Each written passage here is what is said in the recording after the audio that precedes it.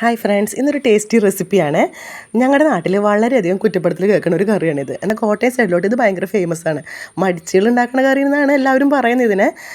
ഇത് വളരെ പെട്ടെന്ന് ഉണ്ടാക്കിയെടുക്കാം കേട്ടോ, അതുകൊണ്ടായിരിക്കാം അവരങ്ങനെ പറയുന്നത്. ഇതിന് വേണ്ടിയിട്ട് നമുക്ക് നേരത്തെ കാണിച്ച കുഞ്ഞുള്ളി, ഇഞ്ചി, വെളുത്തുള്ളി, പച്ചമുളക് എല്ലാം റെഡിയാക്കിയെടുക്കാം.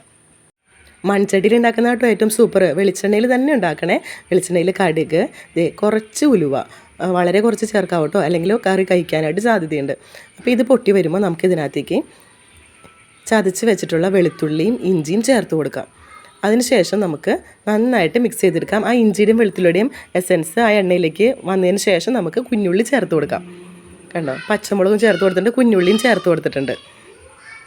ഇനി നമുക്കൊരു നുള്ളു മഞ്ഞൾപ്പൊടിയും ഉപ്പും ചേർത്ത് കൊടുക്കാം. ഇത് പെട്ടെന്ന് വഴന്ന് വരാൻ വേണ്ടിയിട്ടാണ് കേട്ടോ.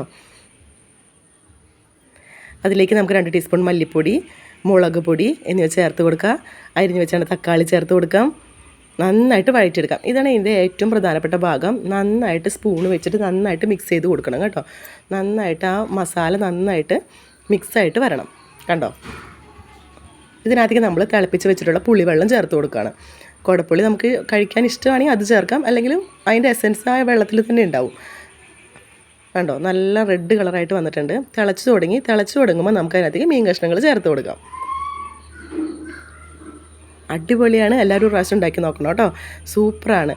നിങ്ങൾ ഇതേപോലെ മീൻകറി ഉണ്ടാക്കാറുണ്ടെങ്കിൽ എൻ്റെ ചാനൽ ഒന്ന് സബ്സ്ക്രൈബ് ചെയ്യണേ, കമൻറ്റ് ചെയ്യണേ, ലൈക്ക് ചെയ്യണേ കേട്ടോ. താങ്ക്